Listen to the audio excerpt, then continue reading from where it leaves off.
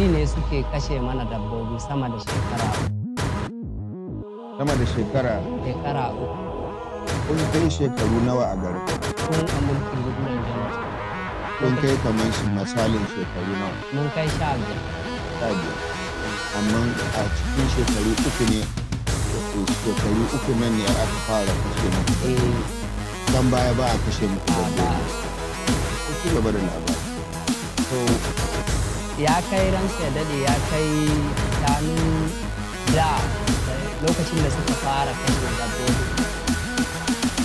Sai sun biri dabbobin sun fita kiwo suke kashewa. Su kashe 3, 4 su ɗauki naman su ne. To daga baya ya kai suna zuwa har inda suke kwana su harbe 20-30 sai za su zo kamar mutane 50. Ba mutane a gurin da dabbobin ke kwana? Akwai mutane to mutum ya tsaya kashe shi za su. Ana far musu kenan. Suna zuwa ne kai tsaye da pompis ɗin kuma bigilanti ne wanda aka ba aiki su tsare ƙasa. Da wannan pompis da aka ba su don su kare ƙasa da shi suke zuwa su harba mana. Wane ne pompis kuma? Bindiga ne wanda yan bigilanti suke riƙe. To pump action. Pump action shi. To yawa da shi suke zuwa su harba mana dabbobi. To da muka ga haka sai muka fara zuwa wajen 'yan sanda na local government a Umuleri local government. Muka kai ƙaransu. To su 'yan sandan suka ce mana za su ɗau mataki. To muka jira ba wani matakin da muka kuma ba su daina zuwa suna kashe mu. Abun kisan sai gaba yake yi. Mun koma gurin 'yan sanda ba sau ɗaya ba sau biyu ba. Mun ce ga abun da bigilantin nan fa suna kashe mana dabbobi kuma ba hujja ba dalili. Kun ga dai an ɓanna muke yi a gurin ku in ta gagara tsakanin mu a shan. A gurin ku muke zuwa mu gera matsalan ɓanna. Ko suka ce to wannan dalilin me yasa suke kashe mana dabbobi haka ba gaira ba dalili. To sun ce dai za su ɗau wani mataki kuma a cikin matakin da za su ɗauka sun ce za su nemo waɗanda suke yin haka ɗin to ba abun mu ba mu gani ba kuma ba a daina kisan dabbobi. To muna nan muna ta tafiya muka ga wannan ba zai yi ba sai ina da wani yaya ana ce masa Muhammad Idris sai ya je area command. Cameraman, you cannot cut his cap. Only a foolish cameraman will cut somebody's head. Ci gaba da magana. To sai ya je wajen area command don shi ma office ɗinsu suna tare a wannan local government. Sai ya kai ƙara ya ce ga abun da ya faru ya je wajen GPO na wannan gurin na local government Umuleri. Ya kai ƙara ga shi ana kashe masa dabbobi kuma bai san dalili ba kuma waɗanda suke yi an naɗa su ne bigilanti ne don su kare ƙasa. To kuma gashi suna kashe masa dabbobi. To nan ma an ce masa za a ɗau wani mataki a kai. To kuma ba wani mataki kullum suna ta suna kashe dabbobi. To muka rasa dai ina ta ina za mu yi. Ya kai shekara 1, shekara 2 kullum da suna yi a sati sai sun koma a cikin kwanaki 2 suke shirya. Suna zuwa ne farauta a koda yaushe kuma na dabbobin kuma bigilanti ne. Kuma na tabbata a ƙasan mun daɗe don mun kai shekara 15 ba wani mutumin manomi wanda yake zuwa da iya adda sai garma suke tafiya da shi gona.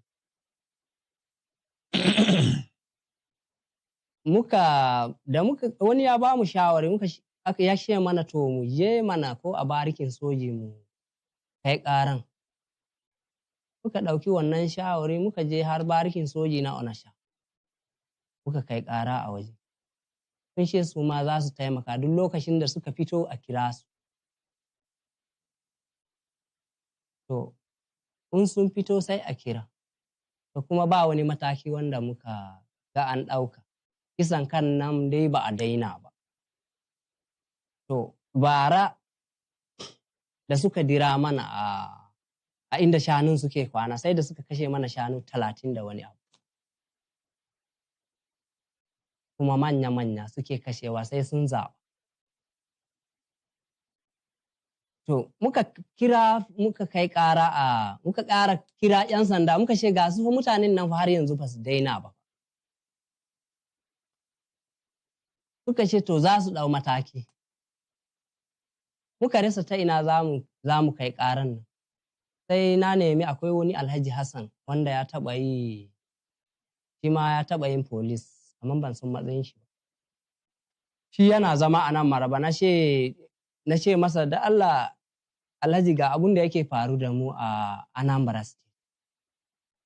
Vigilante suna kashe mana dabbobi, mun kai ƙararraki duk inda ya kamata mu kai. Kuma ba abun da ya canza mana. To daga baya sai ya ce mana to bari zai nema mana lauya.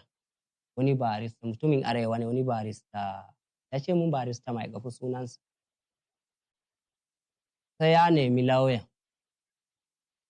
Ya haɗa mu da lauyan. To yayana ne yake Shan. Shi kuma lauyan mutumin Shan ɗin Anambra ne, a wajen yake aiki. To suka tafi, aka je har gaban AIG na Zone 13. Akwai wani DC Murtala a wajen a Zone 13. Duka suka haɗa maganan suka kai a gaban AIG. Sun ce to za a ɗau wani mataki. Kuma ana cikin wannan maganan ma suna kashe. Mu ɗauki bidiyo a tura musu wani mutanen nan fa ba su daina ba fa. Ba su daina, mutanen nan fa sun gama mana da dabbobin nan. Kuma su ba su kuma waɗannan bigilanti ba su taɓa su zo mana su ce mana saboda ɓanna muke musu. Yasa suna kashe dabbobin. Sai su kashe su kwashe kawai da naman gaba ɗaya su.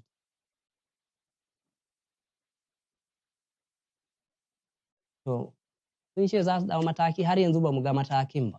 Shi yasa da yake ni mazaunin nan ina saurari wannan gidan mai albarka, na ce to zan shiga wannan gidan in Allah ya yarda, na san nan za a iya taimaka mana. To ka gama bayani?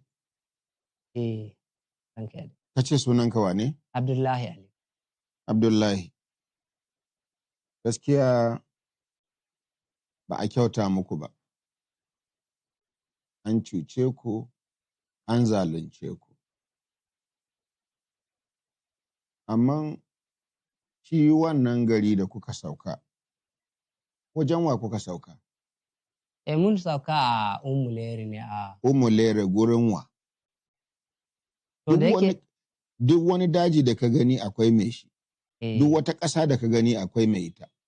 In babu mai ita akwai masu ita. Wajen wa kuka sauka? To gaskiya ranka ya daɗe, da yake mu sai dai a nemi manya kaman ko sarakai, a je a gaishe su, a ɗan san musu wasu. Wani sarki ne kuka je kuka samu? A wannan wurin a lokacin mun samu sarkin wani gari ana ce masa Ensube. Shi Ensure, me yasa da kuka je kuka samu sarkin garin ba ku zauna a garin shi ba kuka je Umulere? Wurin da shanun suke fita kiwo ne. Kuma wannan wurin da suke zuwa suna kashe mana shanu. Ka san Ensube ne ƙarƙashin wannan sarkin ɗin yake, suna shigo ne. Kun je kun kai mishi ƙara? Mun kai mishi ƙara. Sai ya ce me? Ya ce ba mutanensa ba ne. Ya ce mutanen Umulere. Ya sa muka kai ƙara wajen 'yan sanda na Umulere Local Government.